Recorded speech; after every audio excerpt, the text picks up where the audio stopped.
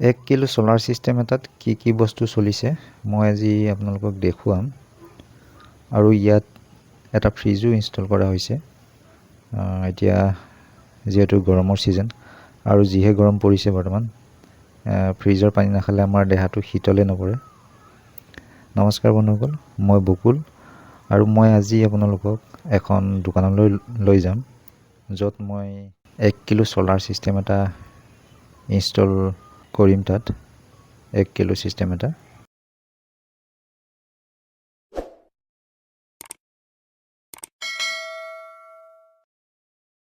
আৰু ইয়াত মই যেটো ইনভাৰ্টাৰ দিছো 24 ভোল্টৰ হাইব্ৰিড ইনভাৰ্টাৰ এইটো দেখি আছে ভিডিওটো সম্পূৰ্ণ শেষলৈকে চাই থাকিব আজি মই ইয়াত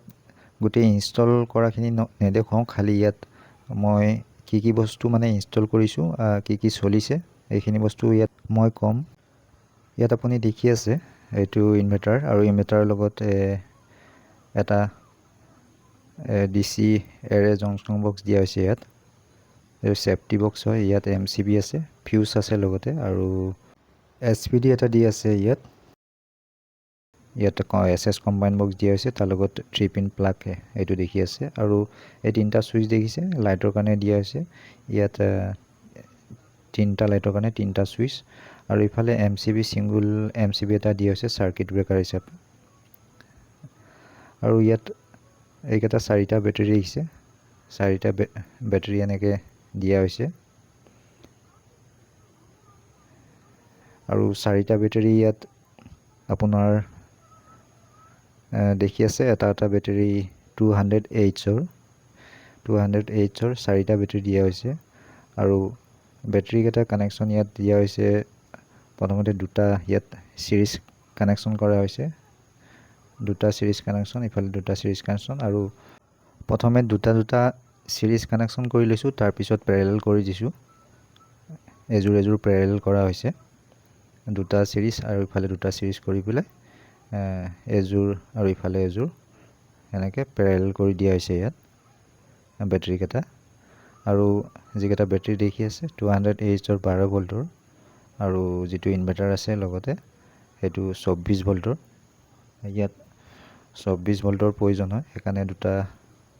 সিৰিজ কানেকচন কৰা হৈছে দুটা তাৰ পিছত ইয়াত প্যাৰেলাল কানেকচন কৰি দিছো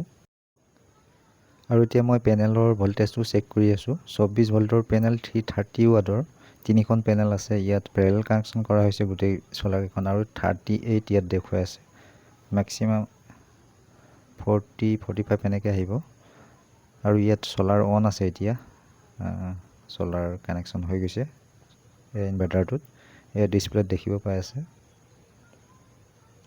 ইয়াত ডিসপ্লেত এনেকে দেখুৱাই আছে ইয়াত ভোল্ট 230 আউটপুট যেটো গৈছে আৰু বেটাৰী 25 24 ভোল্টৰ দেখুৱাই আছে সোলাৰ অন দেখুৱাই আছে ডিসপ্লেতে গুটেখিনি চাব পৰা যায়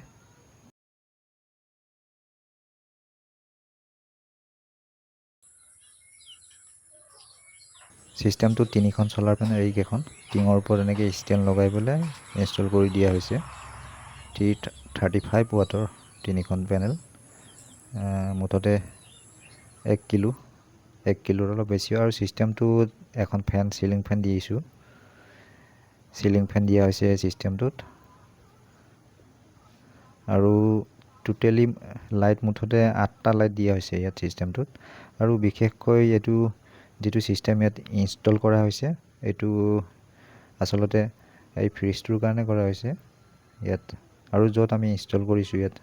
সিস্টেমটো সোলাৰ সিস্টেমটো ইয়াত মানে গ্ৰিড কানেকচন নাই যদিও গ্ৰিড কানেকচন নাই তেওঁলোকৰ অনুভৱে নহয় কাৰণ তেওঁলোকে সোলাৰ সিস্টেম ইনষ্টল কৰি লৈছে সকলো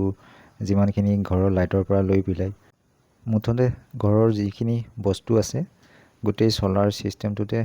তেওঁলোকে চলায় এতিয়াৰ পৰা আৰু এওঁৰ কোনো টেনচনে নাই কাৰণ যেতিয়া ইচ্ছা তেতিয়াই চলাব পাৰিব আৰু যিমান সময় চলায় এওঁৰ ইচ্ছা অনুযায়ী চলাব পাৰিব আৰু ইয়াত কোনো বিলৰ কথা নাহে